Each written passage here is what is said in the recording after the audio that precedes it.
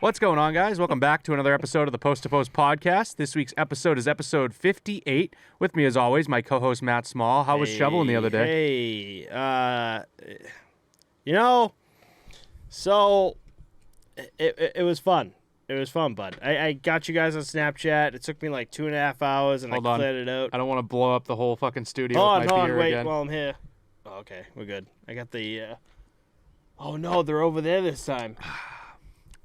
No emergency here. Better not fuck up this time, bud. But how was your shoveling? Good? Yeah, it was good. How was yours shoveling? Oh, it was fucking terrible. I hated it. I had to do my mother's house too, so it was like 6 total hours of shoveling. We got 2 feet of snow up here in Massachusetts. Wild times. And guess what's happening right now as you speak? Slushy, more northeast wet weather. Yeah, it's disgusting. Like raining, slush, and it's supposed to drop down to like very, very cold, and it's supposed to be like all ice by tomorrow. Yeah, so it's gonna be great. I love living in the Northeast, don't you? Oh yeah, it's great. It's so great. But in other news, out in the desert, we have the All-Star game actually going on right now. Which is also still cold, by the way. Yeah, it is cold out there, too. Mm-hmm. We have the All-Star game going on tonight, the skills competition, I should say. Today is Friday, February 4th. Welcome to February. Hopefully it's better weather than January, but not looking so good yet. Yep. But yeah, we're gonna talk a lot about the All-Star game. We're gonna get these signings out of the way. Vegas went on a tear in preparation for the All-Star game. I think they didn't want any of these guys getting locked up. Mm-hmm. So Vegas signed the goalie Logan Thompson to a 3-year, $2.3 million deal, $766,000 AAV. They also signed up Brady McNabb on defense, 3 years, $8.5 mil, $2.6 mil AAV. And then they signed forward Michael Amato to a 2-year, $1.5 mil, $762 AAV. I like the McNabb deal. Logan Thompson deal. He's a goalie for the Vegas. This kind of confused me in a bit. I think it's just to lock him in with everything going on with COVID and everything. I think that just helps him with like a good backup plan. Mm-hmm. And then Michael Amato.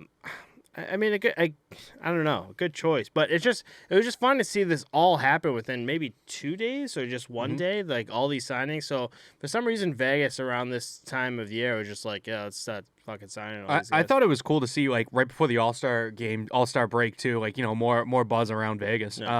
Yeah, I definitely like the Braden McNabb deal. Obviously, he's getting most of the money there. The Logan Thompson and the Michael Amato deals are both just over league minimum. So I do think it has to do with COVID, and you can't fuck around with salary cap issues with the taxi squad like you could last year. They changed the rules on that. So I think it's all part of that. Mm-hmm. And then the one other sign that we have here is Minnesota's forward Jordan Greenway to a 3-year, $9 mil deal. So it's a $3 mil AAV. I love this. He's coming up. He's kind of you're not gonna see him in stats at all, but he's a solid forward, man. Like he just like when you watch him play, if you watch a like Minnesota Wild game, you're gonna realize why they signed him to this 3-year, $3 million a year deal. He's just a solid player overall. He might not bring you any.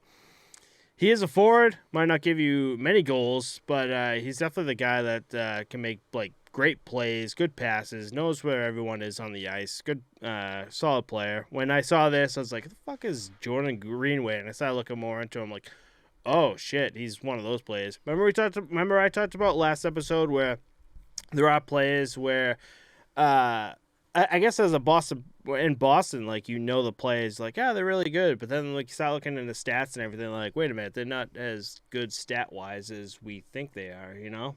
And I think this is where Jordan Greenway comes in, but he's a great player overall, you know? Yeah, I think when you get down to the third and fourth line, it ends up being less about like the numbers and stats you put up and more about the plus minus, I think, is the most important thing, honestly. Because if you're not on the ice being a negative, like that's very important. If you can be out there eating up third, fourth line minutes, you know, get the puck in deep and, you know, dump it in when you need to, get a change, take your quick shifts, and give the first and second lines a break. Like, I think that's the real goal, and obviously everyone on the team has a different role, so he must be filling his role pretty nice. I don't know too much about him or the Wild, to be honest, but $3 mil AAV is not a bad cap. Not a bad deal. Nope.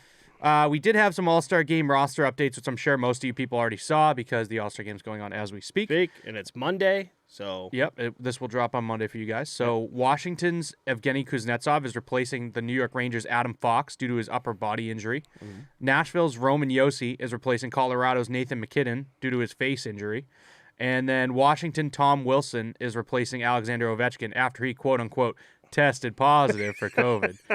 I mean, to be honest, Ovi's getting old, getting up there.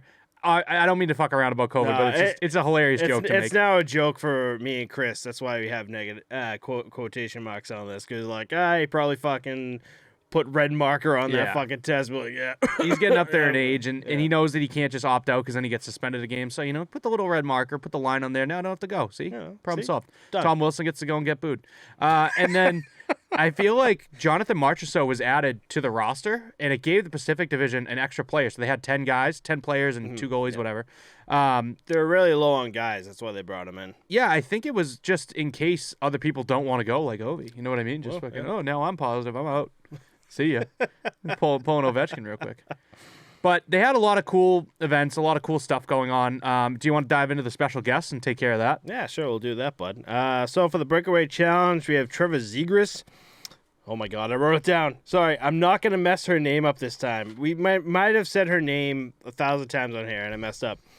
Mignon Rayom. Did I get that right? Close enough. Close enough. I'll give you 3/4 credit. You got a C+. Oh, thank God. Something. That's a better grade than I've gotten in high school. I never learned French either. It's a tough language, so.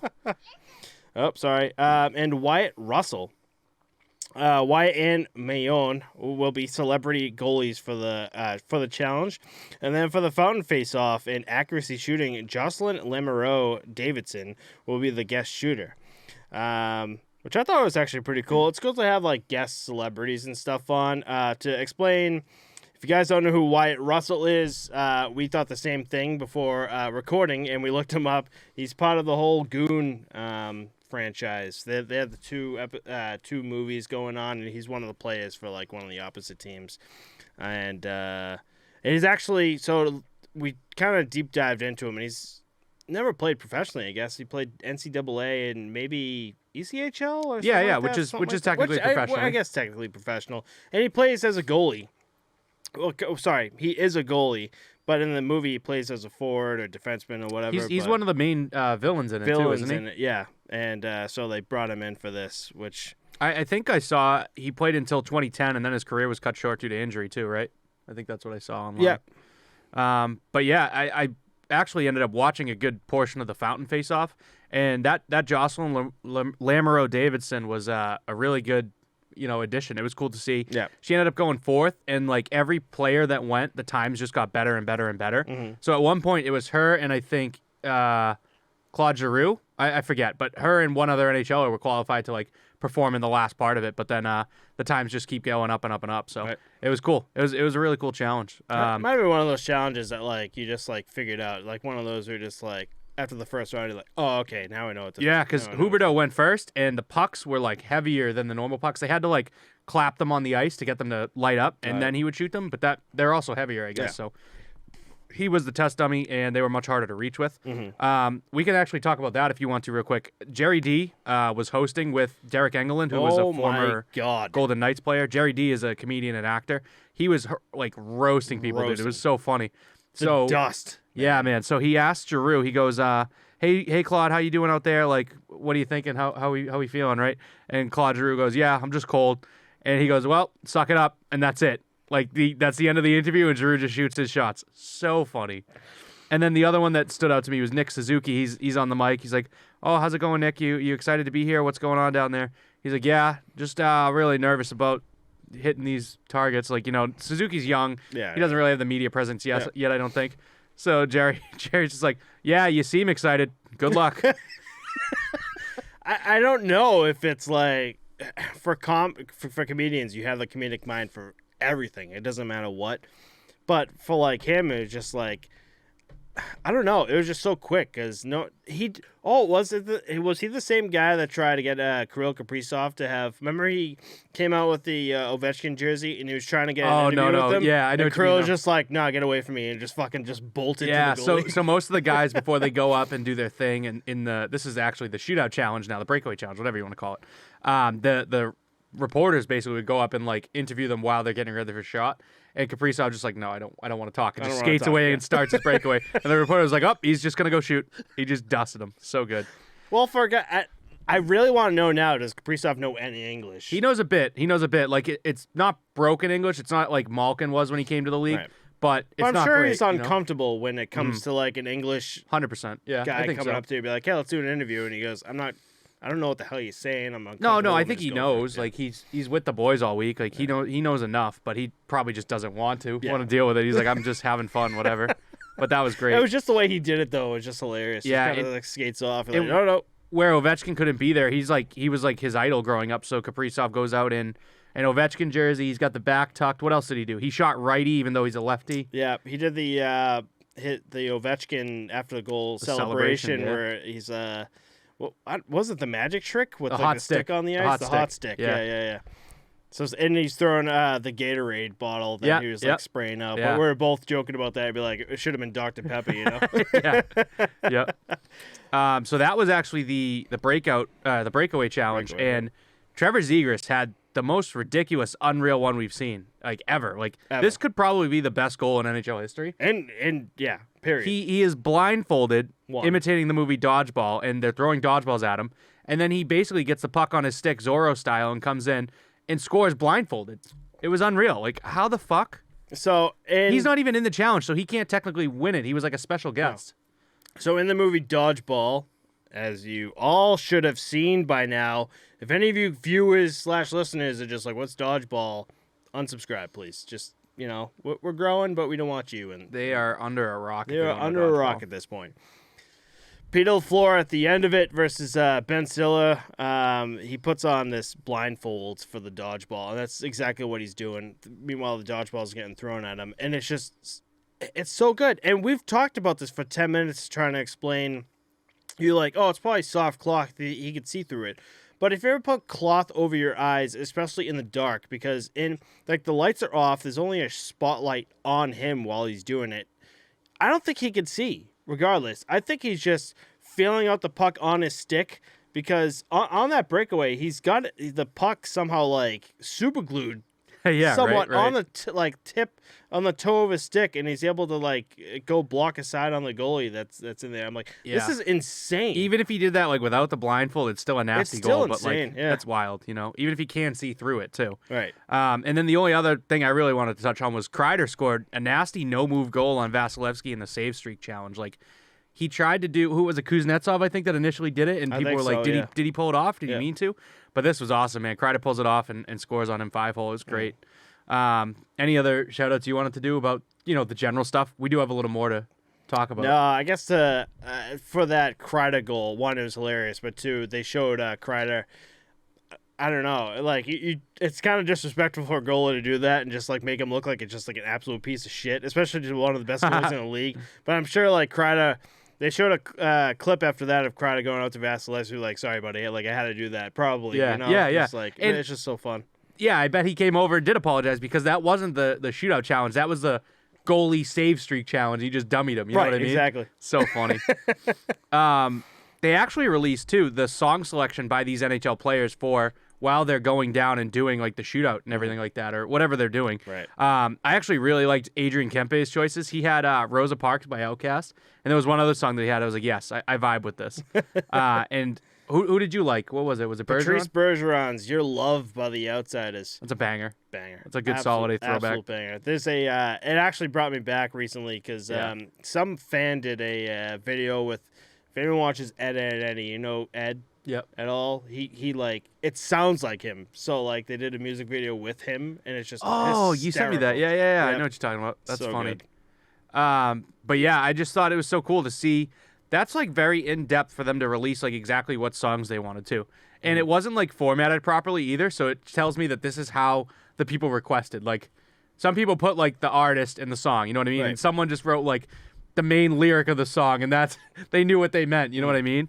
So I thought it was cool. And it kind of makes sense because, was it Marchessault you said who let the dogs out? Yeah, I think that was him. He came out with the whole, I already forgot the movie. The Hangover. The Hangover with that was DeBrincat then, wasn't it? Oh, it's DeBrincat. DeBrincat, I think. With some guy dressed as Mike Tyson. With the tiger and the baby. And he's got the beard and the baby on his chest. And that song just made sense, So one thing that stuck out to me, I feel like this has to be the youngest All-Star game ever. 1,000%. I don't know how many people actually got voted in because I think we said there were 12 slots. So let's say 44 players, right? 32 teams. I think there were 12 extra slots, something like that. 19 of these guys at this game are first-time appearances. I think part of that has to do with COVID, but the other part of it is there's just such young generational talent that in a few years, this is going to be the face of the league. Right. And, like, that's so great for them to already be at the All-Star game and creating fans and stuff. It's so cool. There's a video I have to finish, but I literally just found it last night at fucking like 1 a.m. But it's a video explaining the history and evolution of the NHL. And like, so the first 10 minutes is like pretty much saying like the NHL almost was like not a thing at all. Like there are some other like professional hockey leagues coming in, like almost pushing them away, but NHL somehow just kept going. And then there, at one point in that 10-minute clip that it's like an hour video, but like in that 10 minutes that I watched, they talked about just the talent and just like how it just kept rising. And they explain like from like the 90s era to now, like the absolute jump where it just like 18-year-old, like it's not even 18-year-olds entering in the NHL because 18-year-olds can enter the NHL for the draft then. It's 15, 16-year-olds now that can play in the fucking NHL now, but can't until they're 18, you know? Yeah, that's just like, as time's gone on, obviously, there's been such more of a focus on this is what you need to do to train this part of your body, et cetera, et cetera. They're just like, day in, day out, it's hockey. I'm doing this to get to the show. Yep. And two, those 15, 16-year-olds that can play in the show, but they can't because of the age restriction, that's because at a young age, when they realize, like, this guy is the talent, he's blowing out everyone in his age group in his league, we bump him up and he's already playing, like, he's a U10 player, he's playing U12 now. Yeah. And he's fucking, like, half the size, you know what I mean? Exactly. Or bigger than some of the kids, depending on, you know, how the kid's growing. Right, so exactly. Just interesting to see. I am going to rattle off the winners of the challenges. Did you have anything else to add on the All-Star before we move along? Not really. All right, just to keep it fresh in our minds, too, Matt picked the Atlantic to win the game tomorrow, and I picked the Metro. So we have that for next week just to see how we did. And we'll also put the video that Matt just mentioned. We'll put that link down below so you guys can check it out because I want to check that out, too. But the Fountain Face-Off Challenge was won by Zach Werenski. Fastest skater. This was kind of an upset, I think. Jordan Kyrou, 13.5 seconds around the rink, beat Connor McDavid, who had it last year and potentially the year before. I'm not 100% on that. Can I actually jump in right now? I just messaged you either yesterday or the day before of how I was watching a highlight video of the St. Louis Blues, and I was like, dude, Jordan Kyrou is unfucking believable. Out of nowhere. He's so good. Like, yeah. Like, I don't think we mentioned him once last year. We didn't really mention him at all last year, but this year, like, you just watch him on the ice. You watch his goals, and you're like, Jesus, where the fuck did this dude come from? Yeah, 100%. Yeah. And I think that's the future of St. Louis. Like, it's the minors. It's their farm team, I think, is just producing. Yeah, so anyone listening, dude, Jordan Kyrou, just keep him on your list, you know? Yeah. Keep watching him. Hardest shot was won by Victor Hedman, 103.2 miles an hour. The accuracy competition was won by Sebastian Aho, which is like the 4 targets in the net. The blackjack competition, which was new, was won by Joe Pavelski. Breakaway challenge winner was Alex Pietrangelo. He actually had a... What did he do? He was the... You're right. It was Pietrangelo, wasn't it? It was Pietrangelo. He was the hangover and Derek Carr. Yeah. What did DeBrincat dress up as? Because he came out with something, too. No, I thought DeBrincat was the... No, DeBrincat was the... I don't think Alex Pietrangelo went out as anyone. He was just by himself. Is DeBrincat came out with the hangover. Yes, because Derek Carr and football and 7 points There's for John only Hamm. like 3 or 4 people that really Why came did out. Hamm give him 19 points? Do you remember that? I forget what it was. That's like the big controversy right now is John Hamm used 2 cards to give him 19 instead of 10. You know what I mean? I think... Oh, that's right. What the hell did he come out and do? But anyways, moving along. Yeah, I'll figure that out later. The save streak was won by Jack Campbell and Andrei Vasilevsky. So that's all we have in the All-Star game. Matt's going to cover Anaheim Ducks, and I'm going to jump in and look at the Pietrangelo breakaway. Yeah, I do that. So we're going to jump into the Anaheim Ducks here. So if you are watching our YouTube channel at Around the Boards, or if you're just listening in, we do have a...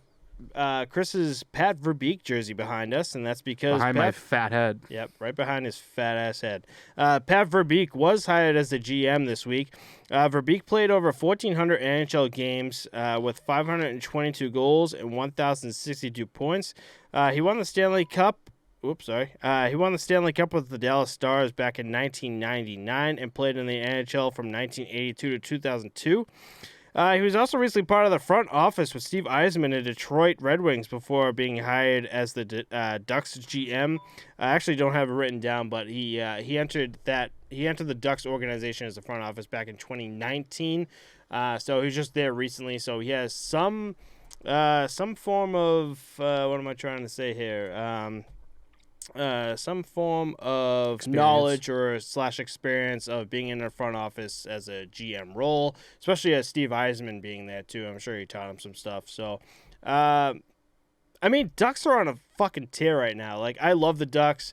I gave shit Chris about it a few episodes. I want to say a few episodes ago, maybe 6 fucking episodes. Every week. 7? Yeah, every week. But hopefully, Pat Verbeek, does some good moves here.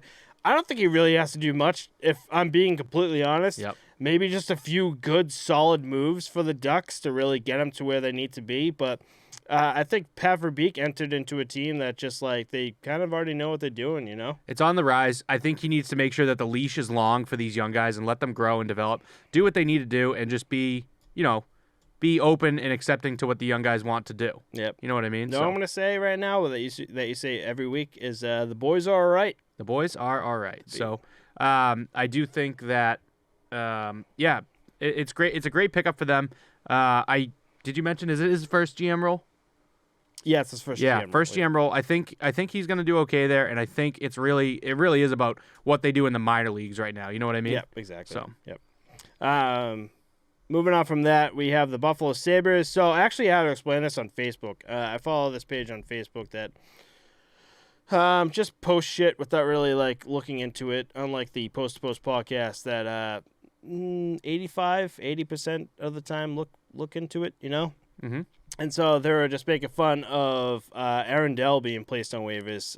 So the Buffalo Sabres put Aaron Dell on waivers and Michael Hauser on waivers. But don't be alarmed, because you have to put those goalies on waivers to send them down to the AHL, because the taxi squad is still a thing.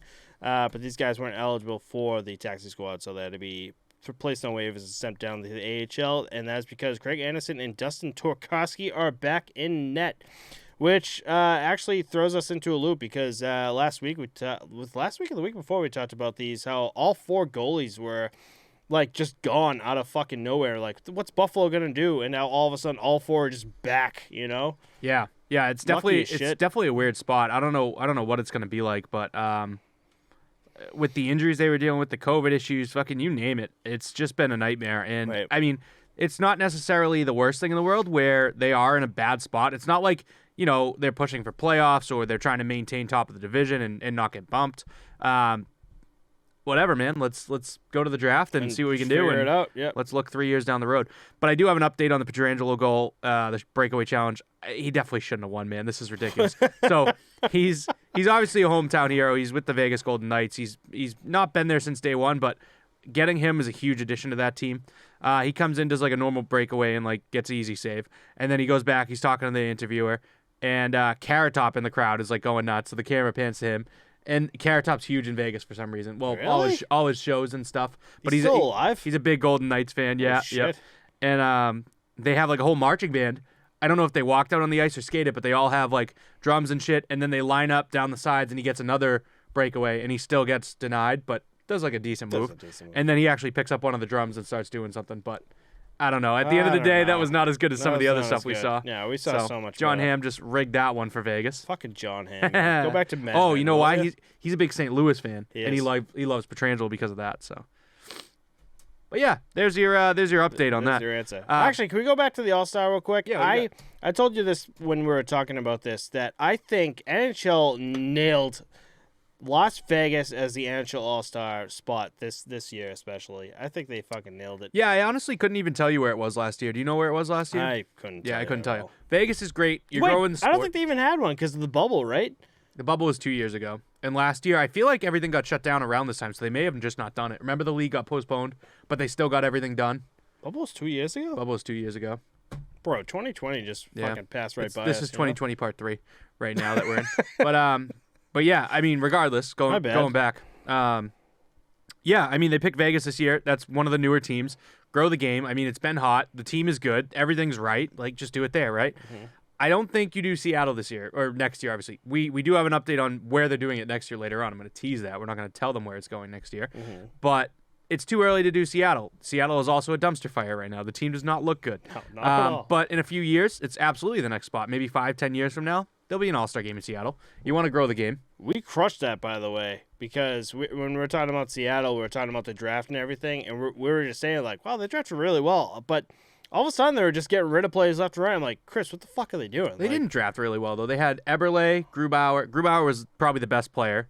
And then other than that, Eberle and Tanev came out of nowhere. We didn't know he was going to be that good. I think they drafted for the future to begin with, too. Maybe, yeah. And I think they not, like, paid off teams to, like, we're not going to take this guy. We talked about this, blah, blah, blah. Yeah, blah, blah. But, you know. Yep. Jumping back to Buffalo. You ready to move on? Yeah.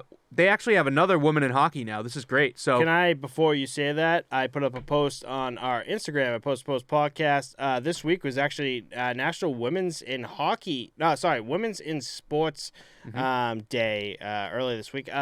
What's today? Friday. So that was Wednesday, February 2nd. So as of the recording now, I guess we're getting late talking about, but happy National Women in Sports Day. Yeah. So Kedron Orison Pilgrim served as the athletic coach for the Buffalo Sabres during the Buffalo-Colorado game, and she became the third woman to work behind the bench of an NHL game. So I said that in the post, man. I just said I feel like every week for the past how many months there's some news about some women breaking some barriers in, like, not even just the NHL but just hockey in general, and I'm loving seeing this, man. We've been a huge proprietor of just like women in hockey too. We talked about the Premier Hockey Federation, National Women's Hockey League, and all this stuff. We love seeing it. yeah, it's great. Yep. We had this year we had Manon Rome, Manon Rayon. Fucked that up, man. After giving me shit. With the Breakaway Challenge. We also had Lamoureux Davidson, who played pretty well in the Fountain Face-Off. Yep. A couple of years ago, we had, I forget who it was, one of the women, the main women. It wasn't Brianna Decker. It was the other main woman in hockey. Not Kendall Coyne, I don't think, but she came in and beat McDavid for fastest skater. Remember that? She beat all the NHL Hillary players. Knight? Hillary Knight, Hillary that's who it Knight, was, yeah.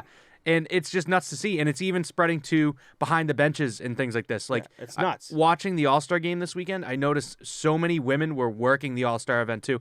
People skating on the ice, setting things up, doing interviews, just 100%. It almost seemed like 50-50, like a male to female split. It's just awesome, and it's so cool to see. Yeah, it's awesome. And the best part to me is that they're keeping pace too. Like the fact that Hillary Knight can come in and win the fastest skater, and she's not even in the NHL. Like that's nuts. She's faster than all the NHL players. Isn't that insane? Right? Yeah, right. So I mean, check out some women Olympic sports just to see, you know, how good it can really be. You know, exactly. You want to tackle Evander Kane? I'm gonna grab another beer. Let's do it, bud. Evander Kane, the boy, the lad. Here we go. So Evander Kane, first game back. He scored 12 minutes into his first game back. Obviously, that's what I just said. So he placed on the top line along with Connor McDavid and Kayla Yamamoto. Washington Hagelin and Hathaway crushed Kane over the boards in Edmonton versus Washington. He got fucking rocked, bro. It was 2-on-1 through the over the boards into the bench. Not looking good. Kind of what we wanted to see, but you know, at the same time, like open mind now. Open mind. It's new Evander Kane, new NHL. Yeah, it was kind of like a welcome back to the show. You know, here's what you've been missing out on. Yep. We're gonna upend you into our own bench. Yep, right, exactly. Hathaway then went on to crunch McDavid in the same game on what is basically a reverse hit. That was huge too. Big. Hathaway can throw the body around big time. Oh my god. But when they talked about it earlier this week, I was like, earlier this month, I was like, I can't imagine Edmonton on this losing skid to pick up Evander Kane. And then they do it, and I'm like, holy shit, that's wild, right? Mm-hmm. And then they're talking this week about, we're thinking about putting him on the top line with McDavid and Yamamoto. I'm like, why the fuck would he be on the top line with them? When you have, I mean, I get the depth, but like, why would he be top line? I don't get it. Well, now that I say that, I'm questioning it because Draisaitl was on McDavid's side, right? And you think about the race that those two are having to be top of the league with points. Now you can separate them and just have that much more depth. You put Draisaitl on the second line, which bumps up the other two guys' points because he can just sauce the puck around. And now you have McDavid up there. But I don't know. Want me to add to that too? Oilers. Like, you would want, especially Evander Kane, who is already a fucking controversy anyway coming back into the NHL, throw him on the first line. Now you're getting some kind of media attention. Yep, absolutely. Oh, he's in the, and now Oilers are getting some attention, too. Dude, Edmonton does not want media attention, though. Why the fuck is he in, like, first line, you know? So it's all attention-based, you know? End of the day, it worked, but I honestly think I would rather see Kane on the second line with Draisaitl. You know what I mean? That's just what I would have done. I'm still cool with splitting McDavid Draisaitl. I think I'm 100% with you. Kane, great player, you know. I don't think I'd put him on third line. Second line for sure. First line, no. That's a no-go. Yeah. Second line. Wait, you said you wouldn't put him on the third, though, right? I don't think I'd put him on the third line. No, I think he's a top 6 forward for sure. For sure. But yeah, it was cool to see him back, and it's awesome to see that he can, have that effect on a game that quickly, Right. But I mean, McDavid could have like fucking me as his line mate, and I'd probably get an assist. Imagine if he made the All-Star game this season and be like, hey, what's the Evander Kane right now? But just check the casinos. We'll fucking find him. Sorry, and Kane, then if you're watching this. Sticking to Edmonton, Zach Kassian runs into Montreal's goalie, Sam Montembeault. I did not like this. So Montembeault he kind of leaves on like the blocker side of the net and goes to play the puck behind the net. He rims it around the boards, and Kassian does no effort to get out of the way and leans shoulder and elbow into Montembeault's head. His mask flies off, and he falls on the ice. Montembeault with a sick hair flip on the reverb, and the Canadiens player just no reaction to it. Montembeault is not a fucking Arundel. He's not put in the shoulder or anything. He's just trying to play the puck. And here comes fucking Zach Kassian, who already has a fucking history of this shit, just running into him. And it's weird to me to think that this hit doesn't aggravate me as much as the Canadiens players just allowing it to happen and not doing a goddamn thing. Like, I'm not mad at Zach Kassian for it. I'm not as mad at Zach Kassian as I am at the rest Montreal. of the Canadiens players. They're just like, why the fuck are you not defending your goalie right now? No one gives a shit. Yeah. It's like, dude, you guys need to get your fucking shit together right now. That's wild, dude. They just, it shows how like lifeless that team and organization is right now. It's Sam Montembeault holding the fucking fort right now for the Montreal Canadiens as Carey Price is out. He has been solid, and he gets run over by Zach Kassian, and you idiots just sit there on the boards and be like, he's fine, he's up, like he's good to go. No, defend your goalie, bud. He did take it like a fucking champ and get right back up. He got right back up. I don't know about holding the fort, though. I was not a fan of this. He's a .891 save percentage and a 4.1 goals against average. What else do you want from like the worst team? You just say he's holding the fort, though. He's not. What else do you want from like the worst team in the NHL right now? Of course his stats are going to be shit. Yeah, but I wouldn't say he's holding the fort. He's standing in the house. That's it. Yeah, he's standing in front. But no, yeah. I 100% agree. Like, you still need to back up your goalie when shit like that goes sideways. 100%. You want to tackle some Detroit news? Some Detroit news here. Yeah, Moritz Seider. He joins Nicholas Lidstrom as the only Red Wings. Well, I can never say this. I love it every week. We've been doing this for over a year, bud. That's why I tossed it to you. I like Red Rings. Red Rings. You know what? Fuck it. It is what it is. It is. The Detroit Red Rings. There we go. The wet rings. The wet rings. Rookie defense. Sorry. Let me say this again so everyone knows what I'm saying. So, Moritz Seider joins Nicholas Lidstrom as the only Red Wings rookie defenseman to reach 25 points in 45 games or less. That is a huge feat. Talking about Nicholas Lidstrom as of late, the past 2 episodes when we were talking about all the records he's broken and all the franchise records he's broken for the Detroit Red Wings. I said it right that time. Attaboy. So for Moritz Seider to be next to him too is a massive feat, by the way. That's like Jordan, like the Wayne Gretzky of like a certain franchise, you know? Yeah. You know what I have to say about this? What? No offspring. The kids are all right. The kids are all right, buddy. The kids are all right, bud. Yeah. So this is another team, we say it over and over again, but this Moritz Seider, another name that no one mentioned last year, just like Jordan Kyrou, even Lucas Raymond. I mean, you brought him up earlier this season, though. We didn't mention it last year, so it's cool. It's awesome to see, and he's right in the lineup, making an impact. And with these teams that are towards the bottom of the league, like it almost goes to show the extra mile that pulling up the next guy up can do. You know what I mean? Right. Like, who gives a shit now? Like, their job's not guaranteed, right? Send them down if you think that they're not performing. Pull some guy up that you think might have a chance. If it's a little early, it's a little early. You can always send them back down. Let them know that it's not a knock against your confidence. We wanted to give it a shot and see what happens. So, I mean, I don't see any downside to it. You bring up a Zegras, Moritz Seider, and you give them early access when the team is obviously bad. So, 1,000%. Loosen the leash a bit. Another little highlight on Detroit, too. Tyler Bertuzzi laying it all on the line for absolutely no fucking reason. Detroit is down 6-4 versus Toronto the other day with 27 seconds left in the game. Bertuzzi makes 2 fucking unreal blocks on the empty net, including a shin pad stack. So it's a pad stack, but with shin pads. Want to know something, too?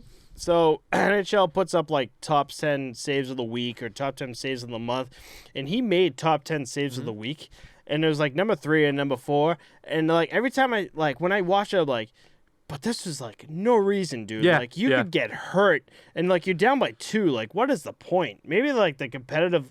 Yeah, that's what I think it is. I don't want the minus. Maybe? Yeah. I don't want another fucking minus. I'm on Detroit already. Right. It's fine. Right. But I'm just like, dude, there was just no reason. Just let it in at that point. It was so cool to see, though. Like, I don't know. It was unreal. The only thing that pissed me off is that right after all those saves, the puck gets cleared out to center, and it just gets right into Tavares' stick. It's overturned to the Toronto team, and he just flips the puck right over Bertuzzi's head into the empty net, like 10 feet high. I was like, oh, that's so sad to see. And he was pissed, smashing his stick on the ice. Like, fuck. I don't blame you. Yeah, I mean, of course. Like, he just laid it all on the line to try and prevent this, and then, whoop, there you go. There you go. There's an empty net for you, bud. 7-4 Toronto. Yep, buddy.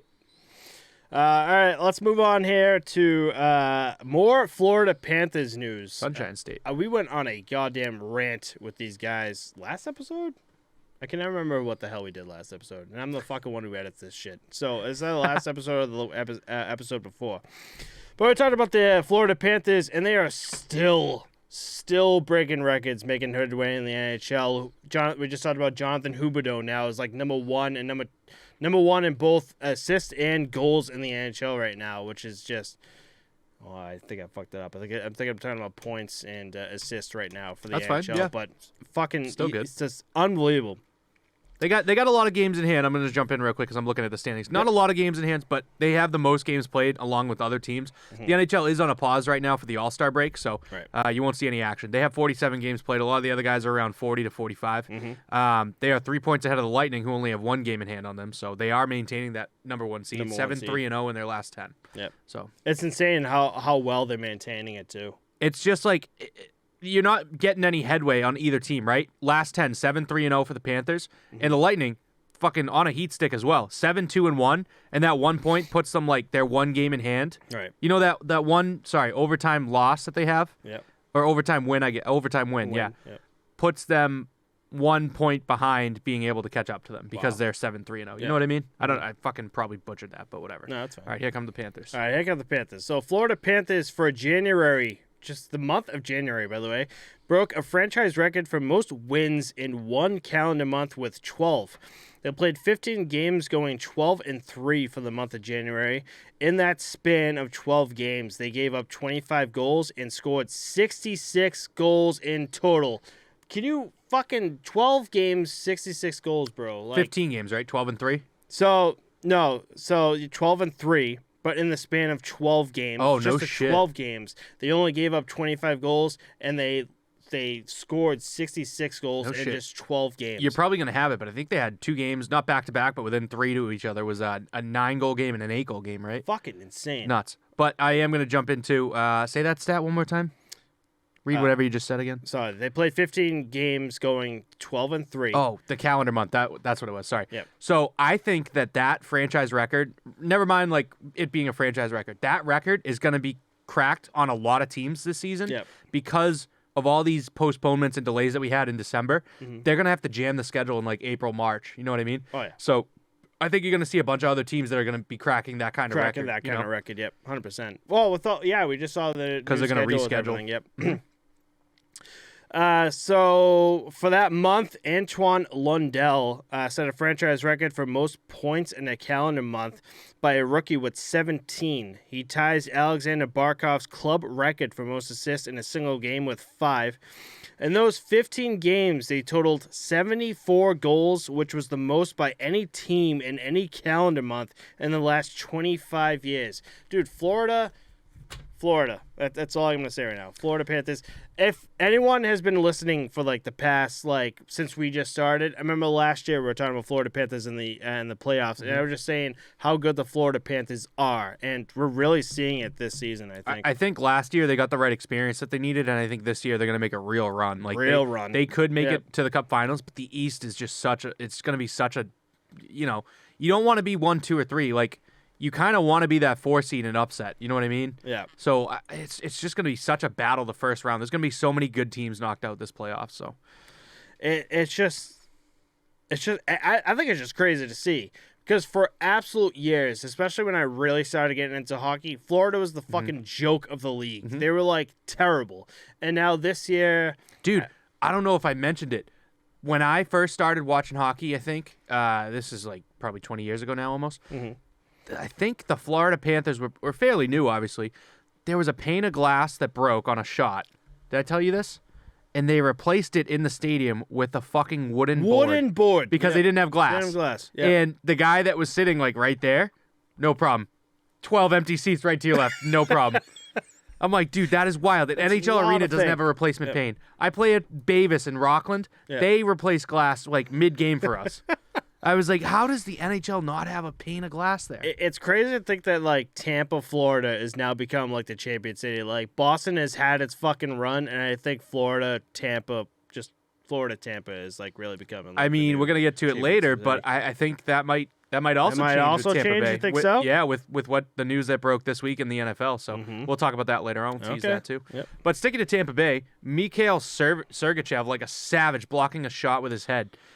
He remained in the game after taking a shot from Riley Smith of Vegas in the head, dude. He went to, like, block a shot, and he knew he was in a fucked up position. So he was, like, right in front of the crease, and he kind of puts his hand like this and protects the entire face, but takes a puck directly to, like, the top of the helmet, the side, and it's, like, just clean, straight shot to his head, slap shot. It was nuts. It's not like a goalie mask at all, like the player helmets. Oh, yeah. So he felt every bit of that, and... I've been hit with one before with a forward helmet on, like not in net, obviously, but not an NHL fucking shot either. Not you feel it, dude. You fucking feel it. It's not a. It's dude, for someone who's had 3 fucking concussions, 2 from hockey and 1 from a car crash. It's just like you see that and you're like, dude, God. Honestly, damn. The fact that he remained in the game after taking that shot too means I think that's what I'm saying. I think the bro. NHL needs to update the concussion protocol a little bit. 1,000 fucking %. That guy was probably fucked. Yeah. What's your name again? Sergachev. Yeah, that's pretty much good. You get back on the fucking ice, buddy. You're good to go. But these fucking Russians, you're on the PK, man. Get back out there. The Russians, though, buddy. That's probably like his 10th one. And he goes, yeah, I'm fucking good to go. Give me some vodka. I'm good to go. Jesus. Russian machine never breaks, bud. Telling you. Big World War II guy fan over here. And I'm telling you, these Russians, man, are just like, they're another level of human, you know? Wish I was Russian sometimes. Jesus Christ. I'd be a beast. I'd be a beast as a Russian. Think about that. Sorry, I'm going on some fucking tear here. Yeah, right? Let's go back to Tampa Bay Lightning. So, Wombles here for Tampa Bay Lightning. Brett, so there's a little fan here. I'm gonna start talking about this here. Bradley, a little fan, is battling cystic fibrosis and brought a sign with him to the Lightning game, spreading awareness for cystic fibrosis, while also asking Pat Maroon for a photo with him and Puck. Bradley got both of those, and Pat Maroon signed stick for him, as well as Bradley started a hashtag called Bradley's Battle Buddies. Bradley Wamos was diagnosed with cystic fibrosis at 11 days old in 2017. His parents started a fundraiser called Bradley's Battle Buddies to help raise funds to help Bradley and others with cystic fibrosis to help them and to help find a cure. Bryant Wombles on Instagram has linked a fundraiser, but for some reason it's closed. I was going to talk about the link and everything and how you can support and help fund him, but the link and funding is just closed for some reason. I don't know what Probably it is. because they maxed it out, dude, after that. Like, shout out to Pat Maroon, too, giving the guy an autograph stick. That's great. But yeah, they probably just racked up so much dough. They're like, yeah, everything's paid for. We're good. I don't know. I hope at least. That'd be a nice way to shut it down. That'd be a nice way to shut it down. Cystic fibrosis is fucked, dude. It is. It's a terrible disease, and the fact that he's born with it at 11 days old. That's terrible. That's awful. Just terrible to see.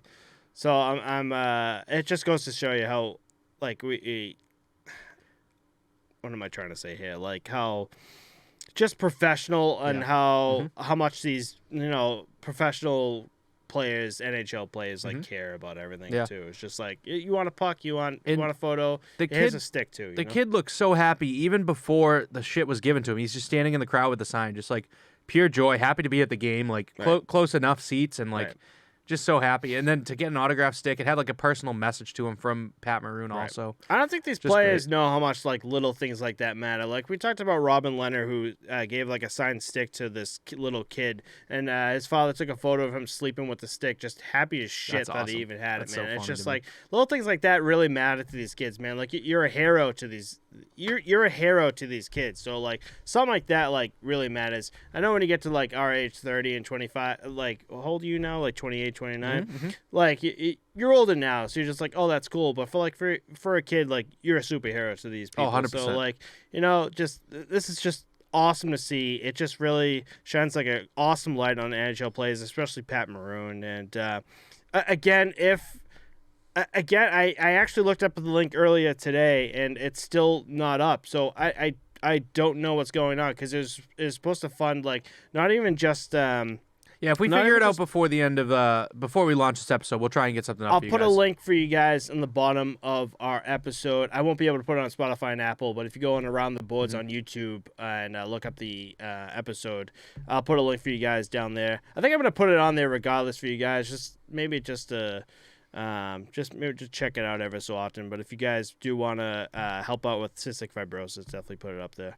I definitely will when I get the chance, if I can, you know. But awesome. Just shout out to Bradley. Shout out to Bradley, bud. Battle for buddies, right? Yep. Battle for Bradley, right? Bradley. We fucked that up so royally, dude. Battle for buddies. Bradley's buddies battles. What is it? Bradley's. We fucked that up. Jesus. Bradley's battle buddies. All right, end the episode. We're done. Yep. Thanks everyone for listening. Everyone for listening. Yep. It's Bradley's battle buddies. Oh, I got it. Hashtag Bradley's battle buddies. Brutal. All right, let's circle back here. Let's not look bad right now. Let's move on here. Yep. Let's get the 2-for-1 special going. Carolina has their Hartford Whalers throwback night, like I have with the Pat Verbeek jersey. Sick fucking sweatbands, bro. Yeah, what is this, like the 80s? I love it, dude. It's kind of like hilarious. I think they did it as like a joke, kind of like the way that the Bruins wore the 90s gear, and then St. Louis wore the beach gear to the Minnesota, like the classic. Mm-hmm. These guys are rocking like green, blue, and white headbands to keep the sweat off their eyes. I like it. Sorry, I didn't mean to. No, you're good. Yeah, fucking. But I was never a fan of the Hartford Whalers jersey. Really? Whatsoever. Is it because it's like logo. Not overrated, but like you see it so much around here? Is that why? Yeah, that might be it. Where you just know it's a W, right? See it so fucking much. You know it's a W? Yeah, for whalers. Yeah, it's pretty sick, right? Yeah, it's pretty fucking It's a whale sick, tail. right? I like it. Cool. I don't know. I I do think it's overdone around here. I see it so goddamn much. Now that Carolina's doing it, I'm just like, I don't know. You're not a Carolina guy, though. My personal. I'm not. If there was one team you could like dummy in this league, it'd be Carolina. Fuck Carolina. I do it as much as goddamn possible. I'm gonna have an answer by the end of the episode, but I'll tell you mine. It's the Boston Bruins. I already know you. You fucking dummy them every chance you get, bud. No, I dummy the fact that we talk about them every week, every chance I get. I respect the Bruins organization. I am a Bruins fan in that regard. I want them to win, but I'm not a fan in that regard. Like I don't have one team that I'm like, this is my team. Like, you know what I mean? The Bruins win the cup. Obviously, it's the best thing in the fucking world because it's right here. It's local. I love it. I guess to defend myself here. So the Carolina Hurricanes, I don't hate them. I just hate the fucking like post-game. All right, so that's one bullshit. thing. What else is there? That's it? That's it. That's really. And you literally hate the whole organization because of it. You blow them up just because of that. Yeah. No. I didn't. I don't. We talked about what team would be next out of the league, like Carolina. Remember that? Because we were like Columbus, Carolina, Arizona. We talked about those. It was mad long ago now. Did I say Carolina? Wow. Yeah, you were like, if they could go, I'd be fine. No, it's just that whole post-game shit that they do. Like that's. And they were bad when we talked about it too. You know what I mean? Like they weren't bad, but they weren't like great. You know. Yeah, right. But sticking to Carolina news, Frederick Anderson. So listen up to this one because I'm gonna probably make this confusing for everyone. He, God, how am I going to word this? All right, so Frederick Anderson now has most wins through his first 30 appearances with a franchise in NHL history. So he took the lead in this obscure stat with 24 wins on Carolina. So basically, when you're with a new franchise through your first 30 games, how many wins do you get? He has the record with 24 with Carolina. Mm-hmm. He is also 10th on this list from starting his career in Anaheim with 22 wins. Dude, Freddy Anderson... we've been talking about him for like the past fucking 3 or 4 episodes of this, but just breaking records. He's in the All-Star game, man. He's having an absolute career season, and this is all after leaving Toronto. After leaving Toronto and being in the minors for Toronto, too. Yep. It's nuts, man. The fact that they send him down. You know what? Fuck Toronto. Is that the team? You blowing up Toronto, too? I'm going to blow up Toronto right now. Send them to Quebec. Yeah. Dude, there would be riots in the street Toronto if they took Nordiques. Toronto to Quebec, dude. You know what I mean? The Quebec Maple If Leafs. Toronto did not have a hockey team, like, the league would fold. Oh, the league would fucking fold. Yeah.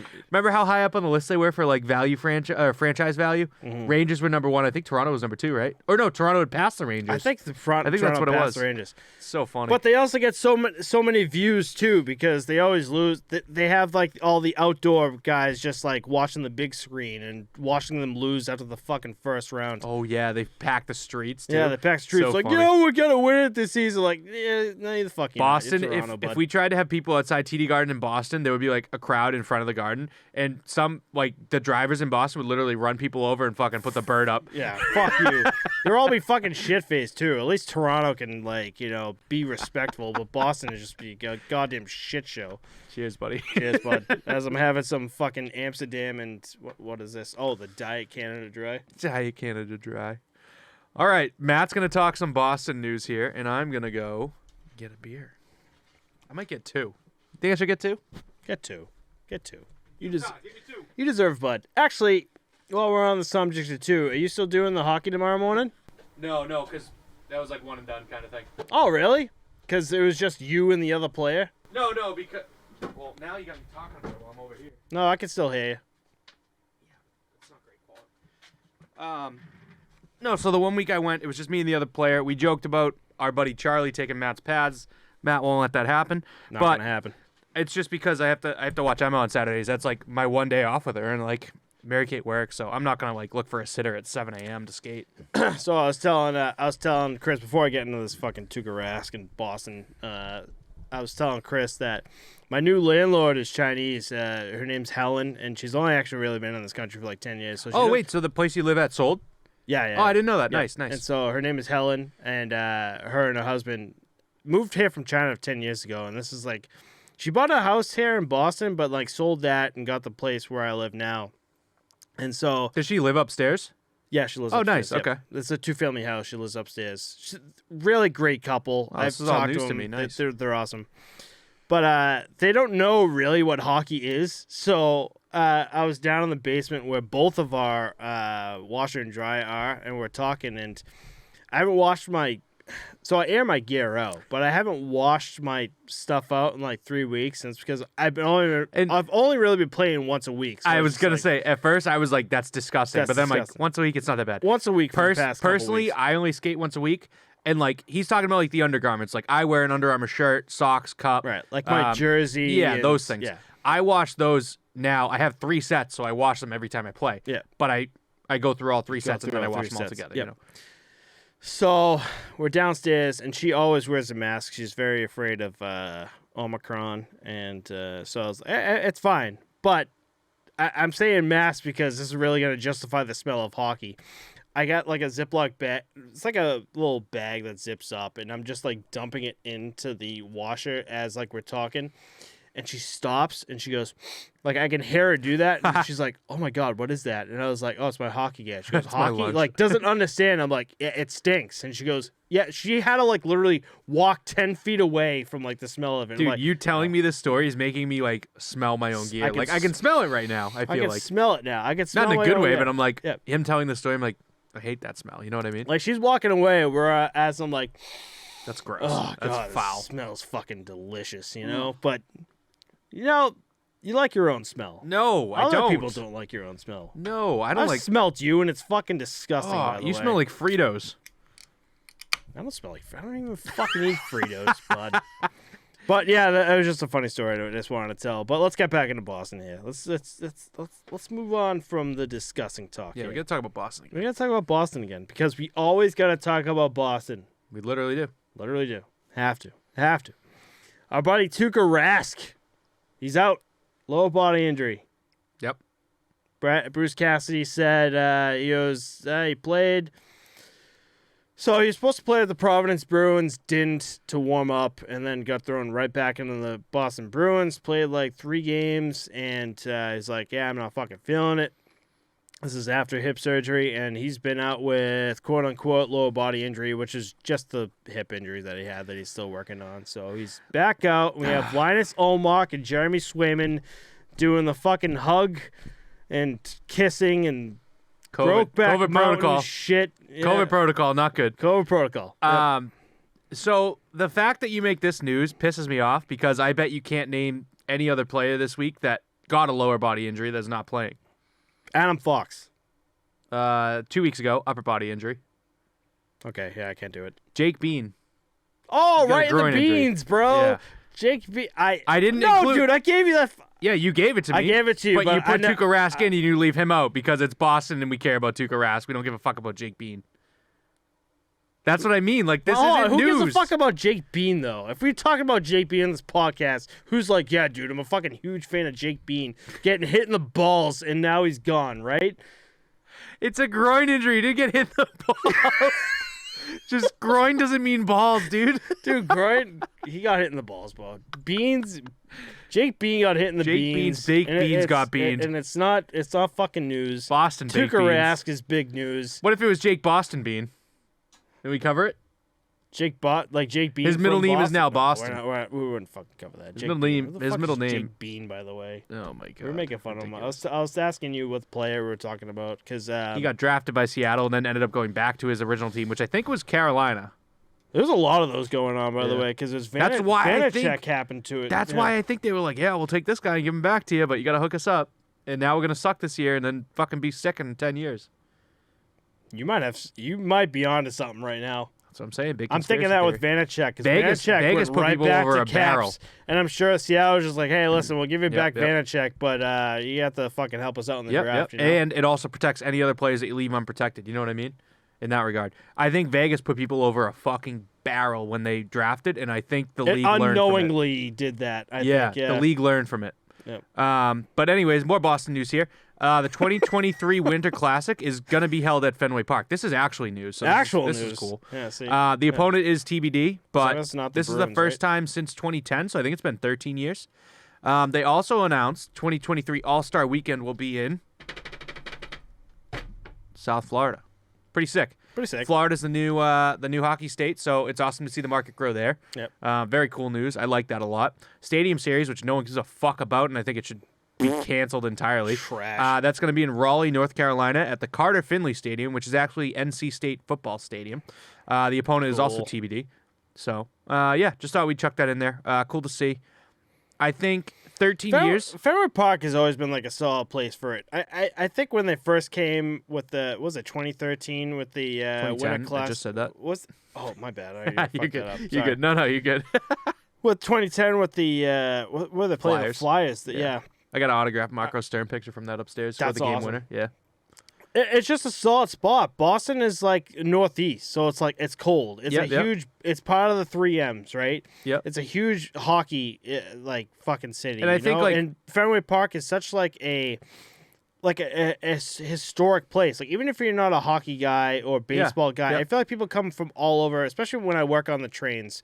Like I see people from like Arizona, like all over, be like, yeah, we're gonna check out fucking Fenway Park and like see it. It's such like a historic spot, you know? I'm gonna give you a couple minutes. Try and think of like, I don't know, 3, however many you can come up with, like cool places that you think an outdoor game should be played. You know what I mean? In general, like what's like an iconic place that you want it to be played? What about Michigan Lake? That always freezes up. A lake would be really cool, but I don't think they freeze to the extent that like they can actually play on it. Kind of like when they played Lake Tahoe. I thought they do actual fucking tournaments on there. Yeah, they can, but it's like you can't plan an entire NHL. Yeah, because then if it's not frozen that weekend, you're fucked and the whole thing's done. Yeah, you got a good point. But I think that would be really cool because they did Lake Tahoe in Colorado, but they played next to it. You know what I mean? You gotta go so I think it's a good idea. But I'm talking like iconic places like Fenway Park. You know what I mean? Like give yourself a couple seconds to like try and come up with something. But what I want to say is it's been 13 years since since Boston hosted it, and I think that's the right time frame because now they didn't do it right where they could have had 26 different opponents play, but they did it right in the sense that okay, it's been long enough. Let's come back to Boston because they could have been like let's spread this as much as we can. We're having a Winter Classic here, there, everywhere. But I do think at a certain point it should be like, classic franchises. Like you don't want to see Nashville, Dallas, who did the Stadium Series. No, they were Winter Classic. They were Winter Classic. That should not have been a Winter Classic. That's a dumb matchup. Dumb. That should have been Stadium Series. The first Winter Classic to me is still the best. And I'm not saying that just to be an old guy. It's just like... Yeah, you're just a Pittsburgh guy. It is just such a move. Well, not even that. It's such like an iconic shootout where like the snow's coming down and Sidney Crosby scores on Ryan Miller for like the shootout win. Yeah. As the snow's coming down for the jerseys were first sick. Winter Classic, the jerseys were sick. Everything was perfect. The game was just Mm-hmm. so fucking sick, man. That first game is so iconic. And then for some reason after that, it really started sloping downhill. We talked about Colorado, although I love the jerseys by the way, but the whole outdoor games last I wouldn't season. say it went like downhill. I just think that it's not. That one wasn't executed properly. I 100% agree. The other ones, nothing wrong with them. They're fine. It's just not. It doesn't grab the eye, catch the eye as much. I think for me, it's like blowout games. Like a blowout Winter Classic game is just like, okay, they're like 5-1. And I also think New Year's Day is kind of a shitty day. People are hungover. They don't give a fuck. Yeah, they're home, but they're like, I don't really give a shit. Just the generic fan. You do a New Year's Eve game, like a night game, like 8 o'clock. It ends at 11, and then an hour later you watch the ball drop. Which they did last year for that fucking. It wasn't the Bruins. The Bruins did it versus Flyers, and then it was the Colorado versus. I'm gonna fucking put you on the spot, but they were the night wasn't game, it? right? Yeah, it was Bruins Flyers in Colorado versus St. Louis. I want to say it was St. Louis. I think it was St. Louis. They did the night game, and that was just fun as shit to fucking watch. But it was a Saturday. Yeah, it was outdoors, and that was kind of dark. But all I mean is, if you do New Year's Eve instead of New Year's Day, that wasn't Winter Classic, was it? That was Stadium Series. That was the outdoor game. games. That's what they called it. Yep. But anyways, what I'm saying is, Winter Classic is on New Year's Day. Everyone's hungover. No one gives a fuck. New Year's Eve, you schedule that game for 8 p.m. start time. It ends at 11. Gives people a reason to stay up until 11. Then they're like, fuck it. There's only an hour till the ball drops. Mm-hmm. It's the perfect time, man. People just chuck on the ball drop at like fucking 7 p.m. because that's just what they put on. It's just background noise for their New Year's party. Mm-hmm. You put an actual sporting event on there, that'd be fucking cake. Yeah. And you would make a lot more money off it, I bet. Oh, 100%. Imagine going to the Winter Classic for New Year's Eve, and then an hour later the ball drops. It'd be a sick NHL exposure. Sick. Yeah. Sick. Yeah. I think that's a great idea. I just fucking came up with that right now. I should be hired. Where's the NHL? At NHL right now and be like, hire Chris right now. Give I'm going him to be the some next money. big marketing executive. Yep. Stadium Series is canceled, too. We're not going to North Carolina. Fuck I don't know why shit. the fuck I'm doing social media. Where the hell are you doing Yeah, all no this shit. I'm playing NHL 22 and racking I'm up my trying hot team. so fucking hard to get this thing going, and here's Chris. I go on PlayStation last night and we're like, Chris just got 22 trophies in NHL 22. I'm like, sick, dude. I'm just fucking with you. Yeah, no, you're absolutely right, though. But yeah, moving right along, too. The All-Star Weekend in South Florida, I mean, there's not really much to say. That's fucking awesome, really though. not. Great spot to go. New Jersey Devils, some news here. PK Subban will be in the new Jackass movie, and no, he will not be breaking people's knees. He's going to be breaking a jockstrap. He's going to be taking slap shots to detect the protectiveness of a jockstrap. I'm assuming it's fucking like Steve-O or someone with the fucking jock on.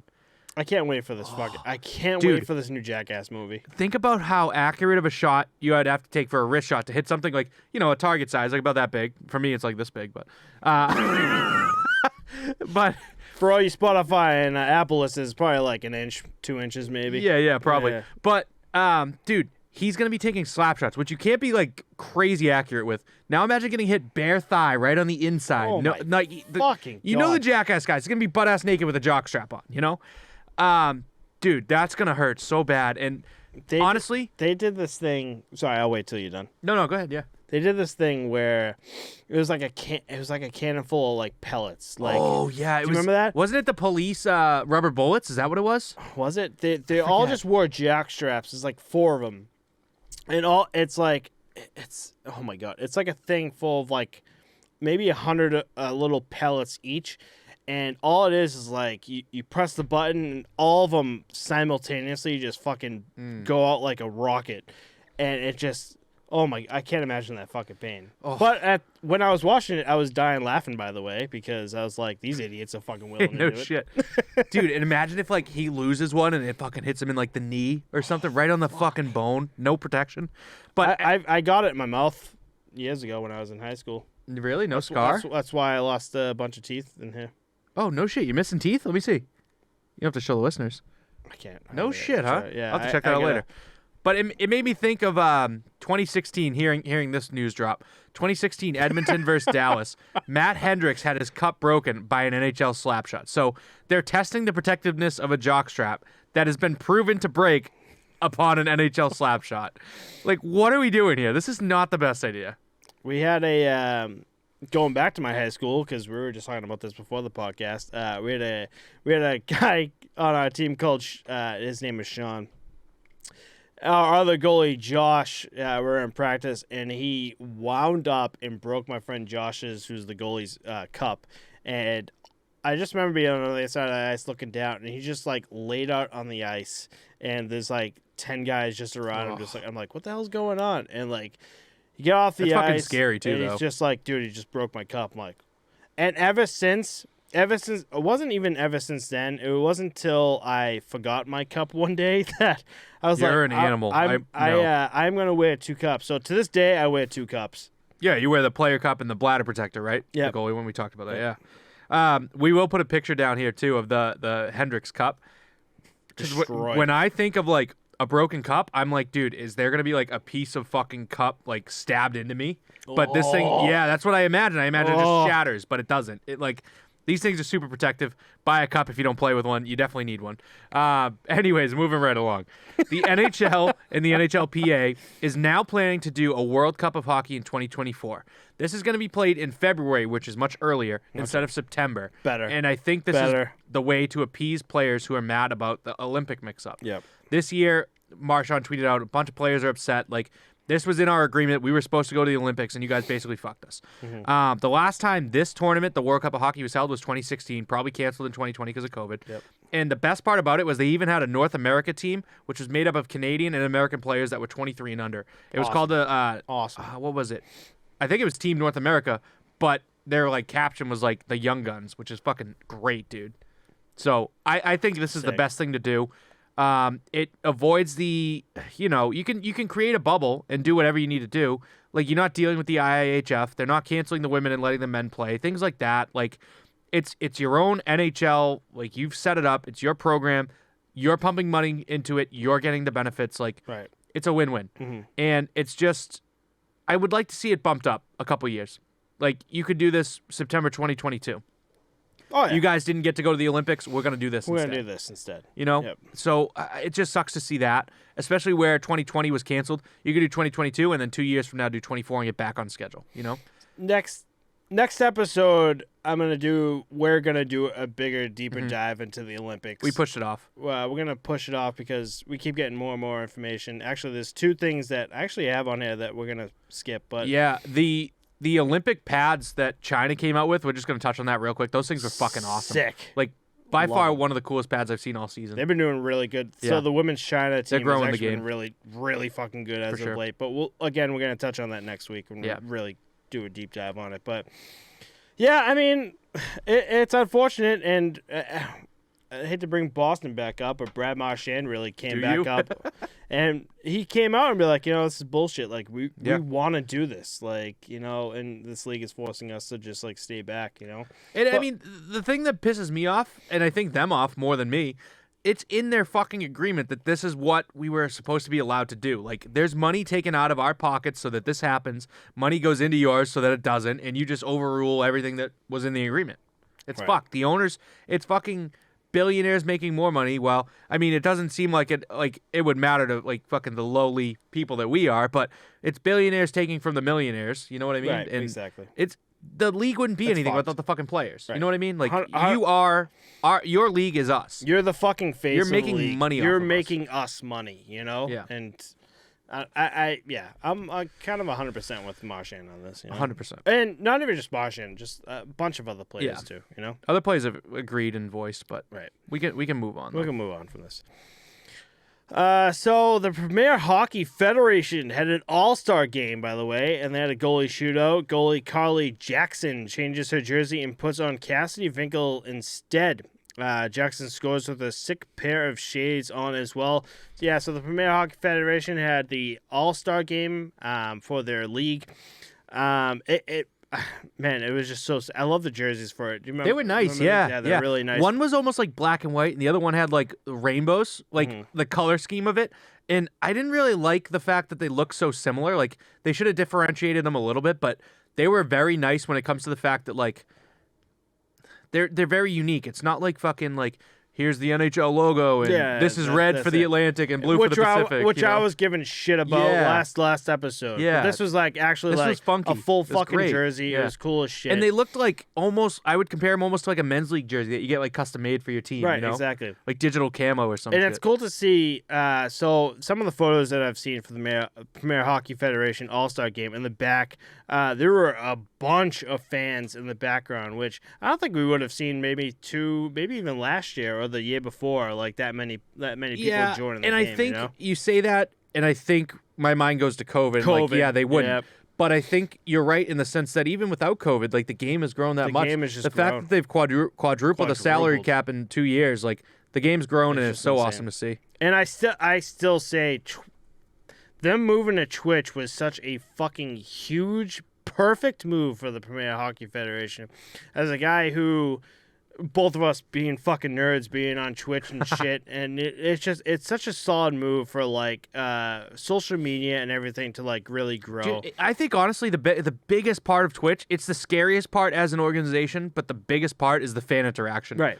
People can say whatever the fuck they want. You have can mods, say whatever but you want. You could, that's the best and the worst part. You're interacting with fans all day long, and that's great to grow the game, but you also get the fucking dickheads. You know what I mean? That's what moderators are for, though. Yeah. Like, if you're a dickhead on the chat, your message just gets deleted right away, so no one sees it. But you can watch a Premier Hockey Federation game. You can watch the Boston Pride on these games and comment and be like, that was a sick goal, and talk to other fans about this, too. Yep. And it was just a solid fucking move, and we saw this with, like, NBC and everything. Yep. And I caught maybe 5 or 6 games last season, and I never would have watched if they weren't on Twitch. Yep. And that's not anything against the league. Like, I'm not saying I never would have, like, I did say I never would watch, but I never would have thought to watch unless it was like, oh shit, we're on Twitch. And I was like, that's literally on my phone already. I'm good to go. I don't need to pay for ESPN Plus, all this other bullshit. And it works because we're part of a generation that's like completely like gone with fucking cable. Like, we found a website that just streams all these fucking games for us for the NHL. Like, I don't have cable at all. Like, I use this streaming.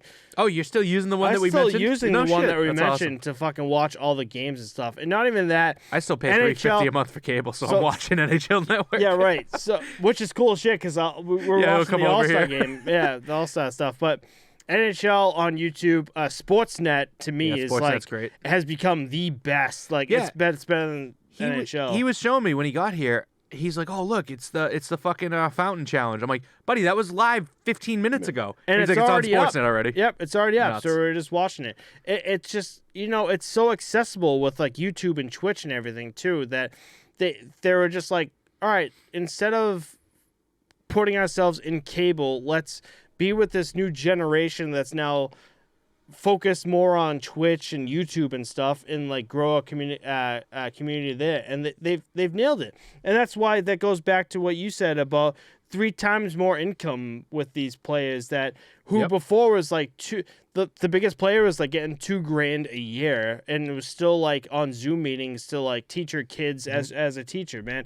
It's perfect for like the women's and I think professional women's hockey. Sorry. When I look back and like I think about like what I said about the All-Star game and stuff, like Hillary Knight winning the fastest skater challenge, like that had to be the turning point, I think personally, for women's sports. The fact that Hillary Knight is 100% like the face of like women's hockey. I just think the fact that a woman can get invited to the NHL All-Star game, being the only woman there, and win and be the fastest woman on the ice, like that had to be the turning point where all girls across the world were like, I can fucking do this. I can do this. You know what I mean? Right. Like, that's so fucking cool to me. Like, that, I think that's so awesome. And we've been so on board since we started this podcast, too. And I'm so glad seeing, like, the evolution of all this, too, and how it's gotten better and better. We've only done this for, like, over a year, and we've already seen how good it's gotten. What am I trying to say? How better it's gotten just in that 1 year, and how much it's grown in that 1 year. So, actually, moving on to the next, we got more women's hockey news. So, Let's move on to that. So the University of Vermont women's hockey was recorded rocking out to a Taylor Swift song "Love Story" after a big win. Actually, now that I say that, I'm like, we're gonna go on a different little thing here. So they had a 2-1 win versus the Northeastern University, which is the first time University of Vermont history that the team had taken down the number one team in that country. So it's the first time they've ever taken down a number one team in the country. So the University of Vermont women's is now second in the league on a 6-game win streak and snapped the Huskies' 20-game unbeaten streak. Unreal. Unreal. So we talked about the Northeastern University Huskies with Erin Frankel, who's been on an absolute tear. We've talked about her a few times on this podcast. Number one goalie, I think, in the NCAA women's hockey, especially for Northeastern University and University of Vermont women's hockey, was able to get the job done. Yeah, I thought it was awesome. It was so cool to see. The only thing suspect I would say about this whole thing, the one girl that's on the table with her skates on, I'm like, oh. And everyone in the comments. Oh, that's like the cringiest thing. I'm like, oh my God, dude. Like, it's like walking like on the parking lot with like skates on. You know, like Ollie and Jacob, the Calgary guys. Yep. There's like clips. Oh, when the back in the day, they're Oh. on like a fucking ball hockey rink that's just concrete, and he's like, "All right, boys, this is the bar down cheese," and he's skating across the fucking concrete with ice skates on. There's sparks everywhere, and he just fucking rips a slap shot. What are they called? What are they called? I don't know what they're called. I know he's Ollie posting in on Instagram. Yeah, They were invited to the All-Star game along with, I'm just going to shout these guys out real quick. Pavel Barber, who's a nasty stick handler, does a lot of floorball and bandy, the shit that I talked about before. Yeah. And Elevate02, it's ELEV802. This guy is like the guy that does like the most unreal like stick handling bullshit you've ever seen. Like, and just to see the All-Star game, include these guys, invite them, get them tickets, shit like that. I just wanted to shout them out. I thought it was cool. I love how we talked about Ollie. Everyone knows him too, and I just can't remember their YouTube account. But I still remember years and years ago when they were just like first coming up. We were both shit-faced at my apartment. And it was like, dude, check these guys out. Yeah. And it was one of those episodes where like they're in Calgary or some shit. He's like a fucking Calgary Flames cowboy hat. Yeah, and he's like on skates, like on dry fucking land with like sparks coming off his skates. And like as a hockey player, like, oh my God, why would you fucking do that? But to this day, they're fucking part of that whole All-Star. Like they've grown their fan base and stuff too. So these guys are fucking awesome. Yeah, but it was awesome to see. It was great to see the team going wild in the locker room. The one thing I do want to say though about that whole, I'm gonna go back. Sorry, we went on this fucking absolute like rant with these guys, but I want to go back to the University of Vermont's women's hockey. So the whole fucking video with Taylor Swift and them celebrating after the win, beating Northeastern University, who was on an absolute tear, and for Erin Frankel and all. Big fucking win. Big win. Mm-hmm. And on the Spit and Chicklets, I'm not going to blame Spit and Chicklets at all. I'm going to blame their fan base, because if you go on their comment section for them, it is all fucking very negative toward like women's hockey, and I'm like, so I disagree. I want to know how far you fucking scrolled to find that, because I kept scrolling. Yeah, exactly. You're digging deep. Like all the top comments are all positive. Like I had to scroll like 3 or 4 times. How many times did you wait? Refresh. When did you go back on that? I'm on it right now. Oh, okay. And it's just like you're digging in the mud. You know what I mean? It's like that shit gets buried and people don't like it. I saw it when it like first dropped. Yeah, and that's what's gonna happen. All the scumbags are the first people to get on. Scumbag pieces of shit on there. Okay. I mean, that's any fan base once you get big enough. I'm like, actually I'm happy you know? that the all the top shit made it to the top. And I mean, some of the shit that's like negative, I haven't found anything like disparaging towards women really. Like the only thing I see is like L or like Nightmare Fuel, but do your thing. Mm-hmm. And it's like, I get it, because it's like women screaming or like even men screaming and singing at one time. Like that does hurt your ears. You know what I mean? Like it's kind of fucked. Men and women do that. But I don't see anything that's like really like, you know, I don't know. I just thought like you had to dig kind of deep to find that shit, which is good. Bury that shit and cancel it, you know, in that regard. 100%. So, but yeah, awesome shout out to UVM, and that's a great win. Congratulations to UVM women's hockey. And then last up, this is all you because I am not a football guy. What the fuck's wow? Because you put the note down and I did not want to talk about it. The okay, NFL news. I'll do it. Okay, I'll do it. Then. All right, you got it. You got it. I didn't know you didn't want to talk the about NFL it. news that we buried the lead on. So it's all Matt. Are you tight? Are you like sad about it? By the way. No, I don't give a fuck. He doesn't even play for here anymore. Like, all right. Well, now I've just ruined it. So go ahead. You just ruined it. So. Since we have talked about football here, so after 22 years, Tom Brady has hung up the shoulder pads and picked up a hockey bag.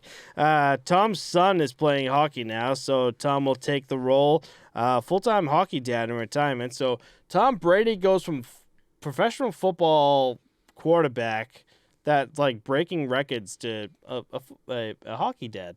So love it. Yeah, maybe we'll see him down at Bavis. So with that said, with Tom Brady's retirement, how we rope this into hockey news is because it's not Boston news. Though. It's not Boston news though, but it includes two of the Boston greats. It was Boston news, I guess, a few years ago.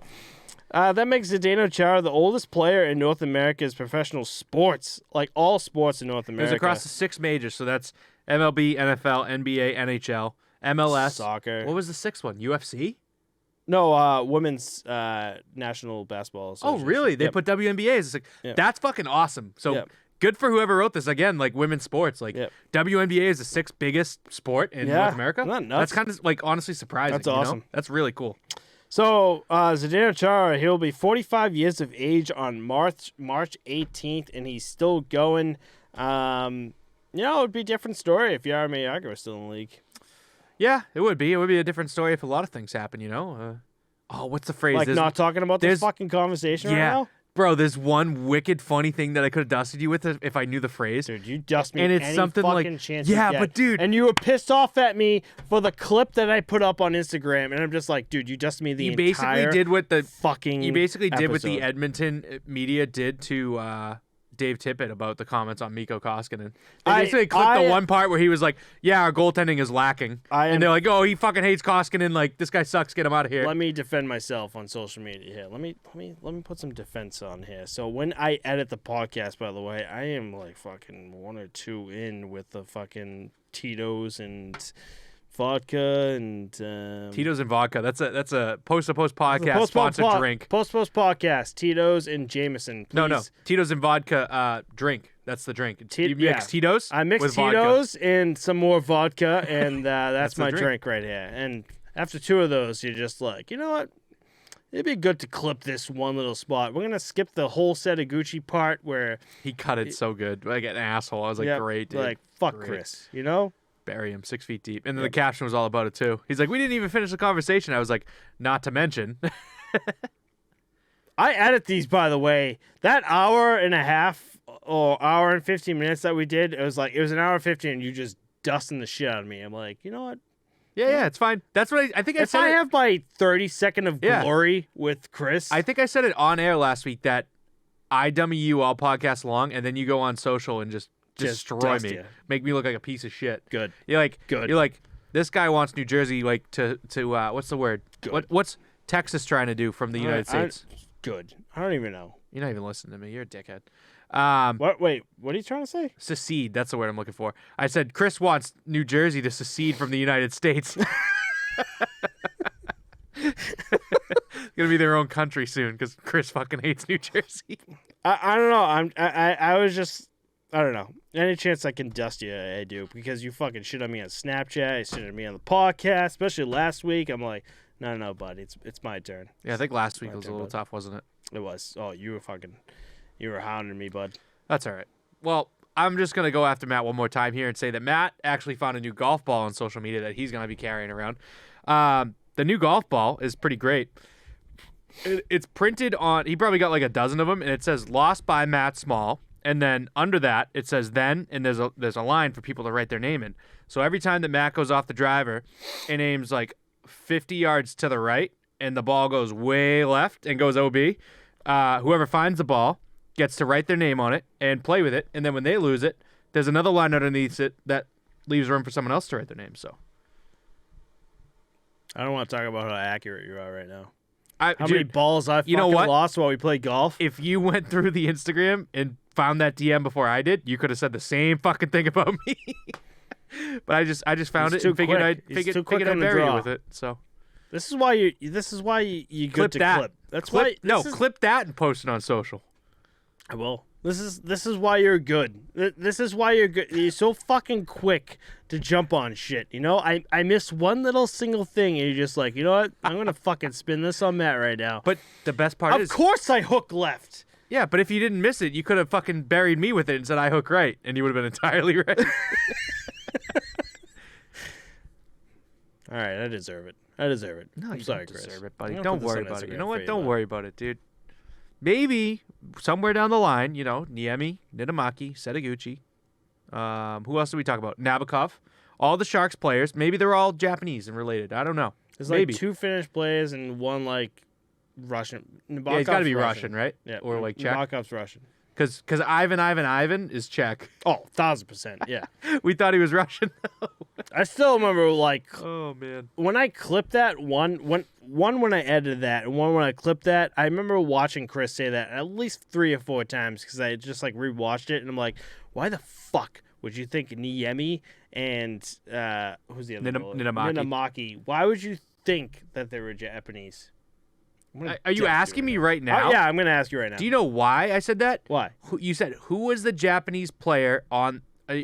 Japanese goalie, and I knew in my head there was a Japanese player on the Sharks, so I named the 2 goalies at the time, and I was like, it was someone on the Sharks, and you jumped down my throat and says it was Fuku something. I said you're gonna bury me when you ask me a question and don't know the answer, and I try to help and find the answer for you. That's what the issue was. Because at the end of the day, when I Googled it, there's a Japanese San Jose Sharks player. You're right. But we didn't finish the conversation. Who is Fukufuji? I'm sorry. It's okay. I forgive, I forget, and I bury you next episode. Who is Fukufuji, though? So Fukufuji played for the LA Kings, and he was actually the first Japanese goalie. What did he have, like 6 games, though, right? He had like... It was small. I looked up the hockey DB after 6. I think it was like maybe like 2 or 3 games at most, and it wasn't that great. But then someone else was the first Japanese player for the AHL. In the AHL to score a goal. That's what it was, right? Score a goal in the That's AHL. Right. So we'll figure that out, and that'll be right here for you guys to read because we don't remember who it was. Yeah, we can't remember. I'll put it up again for the second episode. Oh boy. But yeah, it's Fukufuji. It's just funny as shit. So before we end the episode, after we take these fucking beautiful shots that you beautifully bought for us. That's because I'm a beaut. When I was editing the episode, I totally forgot about even this conversation. And in the clip that I put up, I talk about the Japanese goalie, and you're just like, oh fuck, let me look this up. So like you're looking it up, and I personally sit there because I think you're looking up what you Japanese asked for. goalie in NHL. Why would I look up what you need? I'm looking up what I need. Nope, just because it's Chris being Chris, and he goes, dude, it's Setaguchi that I was talking about. Like, dude, Setaguchi's a fucking forward, and we completely forget about the entire conversation that we had. We do. And you know what's funny? Welcome to the Post podcast. That guys. was the night that I fell asleep after playing like 20 minutes of the NHL game. I got all the trophies and shit. Yeah. I was supposed to go hang out with you guys. I fell asleep in bed. I wake up at 5 a.m. the next day. I'm scrolling on my phone and I see that. And I'm like, this motherfucker. And I comment. Did you see the notification on your phone? No, I missed it. So it should have said like CT Ronan commented on your photo. And then I deleted it 10 seconds later because I heard the beginning of the clip. I was like, this fucking guy. And the caption was like, we never finished the conversation. I was like, dude, we absolutely finished the conversation. It was Devin Setaguchi. I watched the rest of the clip and you're like, it's Devin Setaguchi. And I'm like, oh man, now I know what he means. So I deleted my comment. I was like, this fucking dick. 5 a.m. starting my day off on the wrong foot. Look at that, bud. Look at that. It's funny how social media works. You can delete your comment. And I like on my phone. But you can't delete what the fuck you say to me when you dust me on the fucking podcast. Yeah, this is all recorded for the world to see now. Yep. But the funniest part is like you can comment it and delete it the same way that like I can send something to you and unsend it and you don't see any of it. But I thought you would get like one notification that says what I commented and the next says that I deleted it. You know what I mean? Oh no, I don't. That would have been hilarious. That'd be fucking hilarious. Oh shit. But anyways, God. We do have some beautician shots here. Old Smoky Tennessee Moonshine, 80 proof. This is Hunch Punch. Do you know I brought this up randomly today at work? What? Just moonshine. Remember your now wife gets the apple moonshine? Yeah. She still has that in the fridge. She hasn't drank it Bro, yet. we still have that? She has it. Remember we did ours? No. Yeah, that's what I said too. If she hasn't drank any yet, it should be like, drank and drunk and drunk drink. Should be us. It should be up to us. I was talking to my coworker about Japan, and I was like, when I was in Japan, I met this girl from Calgary who literally was there for 2 weeks. Met a few friends, went back to Calgary, packed her shit, and moved into Japan. And she was there for 10 years. She filled me up this huge fucking thing of like sake, which I crushed because it doesn't taste like anything. And my friends had to literally fucking carry me back to the hostel. Dude, I have such a hard time remembering what we talk about off the air versus on the air because, like, I feel like I've heard this story at least 4 times. You say that all the fucking time because I'll text you like, hey. Most of the time, it's true though. Most of the time, it's true, but there's a lot of times where I'll say shit. I'm like, hey, let's talk about this. But like, yeah, we fucking talked about that like a year ago. I'm like, yeah, but like, no one's really listened to us like a year ago. Oh, that makes sense too. I didn't think about that. Yeah, I'm thinking about like day one, like we've already talked about it. No, but I'm just else. like for our new listeners, yeah. who why the fuck would you go back to our original episodes where we guess, broke down fucking jerseys, by the way. Oh my god, sick. But I guess I'm thinking of it in the sense of like I've already heard it, so like why would someone else want to hear it again? Right, but I get that. For No, our new I get listeners, it. No, I it's get just it. like they really haven't heard. No, it. I get it. You know? This is a long one. How long have we been? Are we an hour 35? We're like an hour and 30 at this point. Oh boy, so let's do our shot. Yeah, let's do it. Let's call it a night. This really seems like a big shot, by the way. It's not, no, dude. You say that all the time. It's 50 milliliters on the outside. It legally has to be 50 milliliters. Can you it's tell the them US. what it is, by the way? Because I rudely interrupted you. Oh, no, it's okay. I finished it. You just didn't listen to what I had to say. It's Old like Smoky. every other fucking time you say something, you know? It's Old Smoky Tennessee Moonshine Hunch Punch. This is one nip. The glass is very thick. Like, look at it from the top, Matt. You see the rim? Yeah. You see how thick that glass is? Yeah. You know what I mean? Yeah. That's why it's only like one nip, but it looks like 2. Oh, shit. It's 80 proof, 40%. So It actually looks like it smells good, too. does it? Yeah. Oh, it does, dude. It smells like a Hawaiian Punch. Oh my god, that smells really good. Most of the It's shit like, that's 40 proof, 80 proof smells like terrible. So if any of our fans want to at Jameson, let me know because I'm a huge Jameson fan. I got Jameson Orange that I talked to you about. Nice. Fucking incredible. If any of the fans listening, Jameson Orange is... Hey, know what you might like? So this is a shout out to at Cheesecake Factory. They have...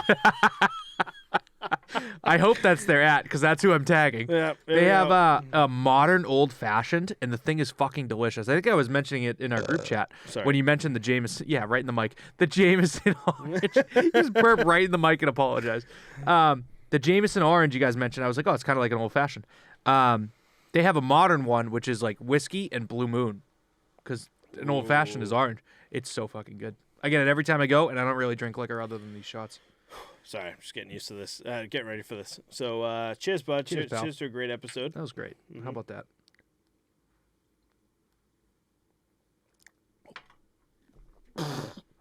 Oh.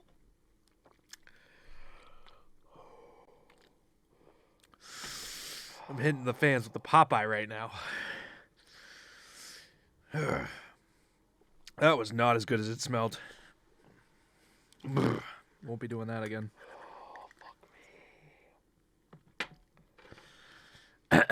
Dude, that was not good. That was not good. But you know what that is? That's a clear sign of good marketing. Like you put it in this little like cute little fucking. That's good marketing right there. Yeah, you put it in a cute little mason jar, and most nips that are 50 milliliters are like $1, $2 at most. This thing's like $3, and it looks really good. You know, I was like, oh, this will probably be good, and it just is not good. I mean, not good. You know what I mean? It still tastes okay, but it's kind of like cough syrup. Oh no, you nailed it. Yeah, cough syrup, right? 100%. I think if we like got a different flavor, maybe it would be good. But it's just I don't know. I don't want to dust the brand because I see them all the time. It's great. Yeah. They have actually, which is really cool to me. I noticed. Dude, it says shake well on it. We didn't shake it. Yeah. Shaking it's gonna make it taste much better, Matthew. Who knows? Bud? Who knows? You're an asshole. That's about the sediment at the bottom of it. My full name is Christopher Christian Christoph, just like Ivan. All right. Anyways, back to business. At Old Smoky Tennessee Moonshine now. I'm gonna tag them. Go ahead. They have pickles, maraschino cherries, and peaches that come in alcohol. Ooh. Those look pretty good because it's like a big-ass jar, like this, but a full mason jar. You might as well get the other ones because we've tasted some awful shit on here, so we might as well fucking go for it, right? I'm saying it's literally like pickles in alcohol. Let's do it. We're just going to eat a pickle at the end of the podcast? Might as well fucking do it, right? Imagine Matt and I just an hour and a half episode just eating pickles the whole time. The long ways. Sorry, I didn't mean that. Thanks, everyone, for listening. Y'all good? Sorry, guys. I didn't mean that at all. Y'all good? Yeah, I'm good. Let's fucking do this. Thanks, everyone, for listening. If there's anything you want to see us cover next episode, let us know. Our links are in the description, and we'll see you all next week. Peace. Bye, guys.